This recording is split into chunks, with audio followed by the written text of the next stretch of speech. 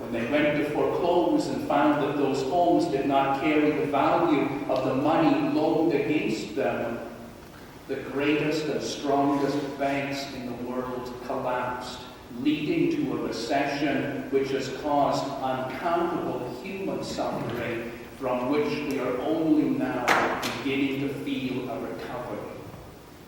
If you look back over the first decade of the 21st century, you have to say, my goodness, that was a tough 10 years in every respect.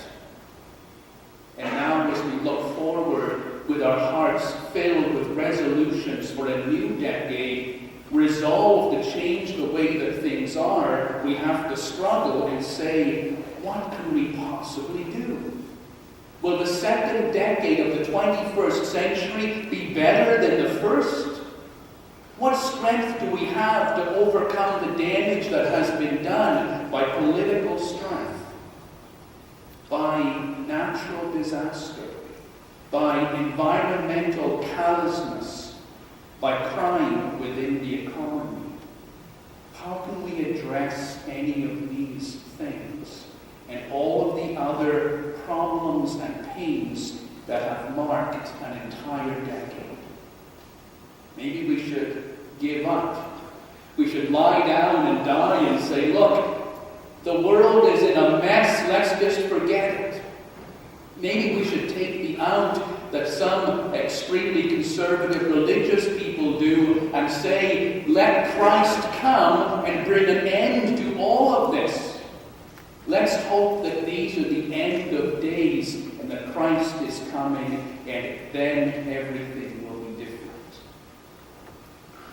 To either give up or to hope that Christ is going to come and intervene in some shocking physical way are not solutions. They are simply thoughts of desperation and sadness which will not help. There is another option, another way in which we can look at the decade which is to come and to say to ourselves, it will be a different decade, it will be a better decade.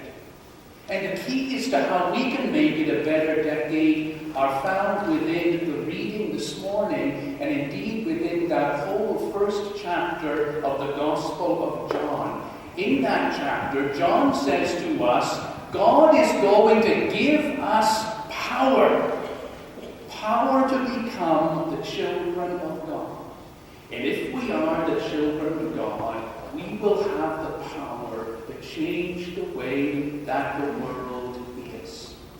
When that chapter opens, it brings to us words that we may have heard before in the season of Christmas time, but they are words which we can apply to the world around us and to every problem and difficulty which tasks us in that world. In the beginning was the Word, and the Word was with God, and the Word was God. And not one thing that was made in the whole world was made without the Word. And that Word was life. And that life was the light of humankind. And that light shines in the darkness. And the darkness has never put it out. The author of the Gospel of John had also just lived through a really terrible decade. A decade of death and destruction, a decade of famine and hurt and sadness, a decade of corruption and pain and brokenness. But the author of the Gospel of John said, the light shines in the darkness. The darkness has never put it out. And that light is God's light. And if you look back over all of the terrible and sad things which I told you about in the beginning of this sermon, you will recognize that even in the darkness, the light of God was shining. In Iraq and in Afghanistan, for example, wherever people are injured or broken, or wherever they lose their home, Christians are there.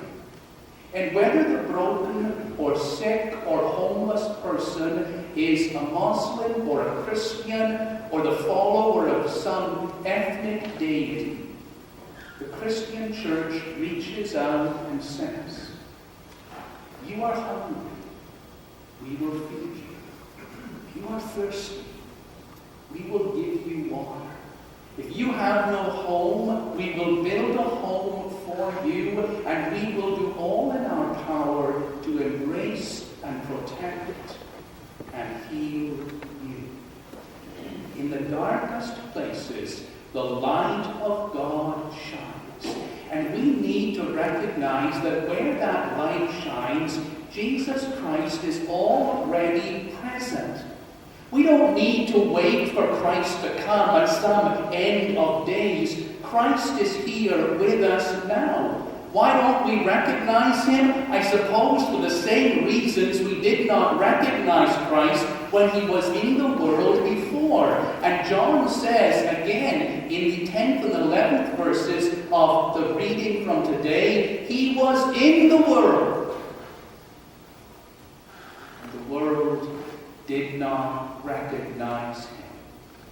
He went to his own home, and his own people did not recognize him. He is life. He is light. He is in all of us whenever we show love or grace or kindness or peace or goodness.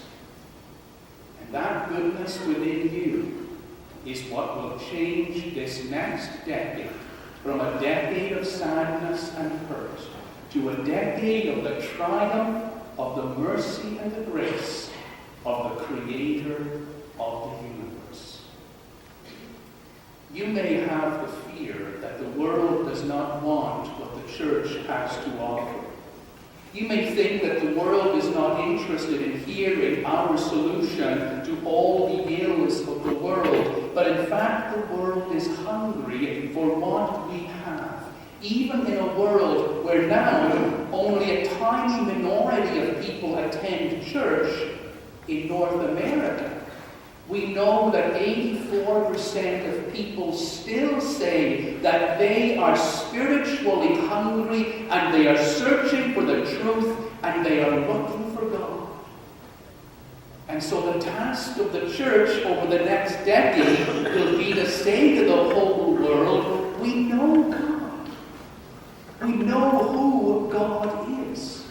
Where there is war and brokenness, and there are people healing the victims of that war, that is where God is.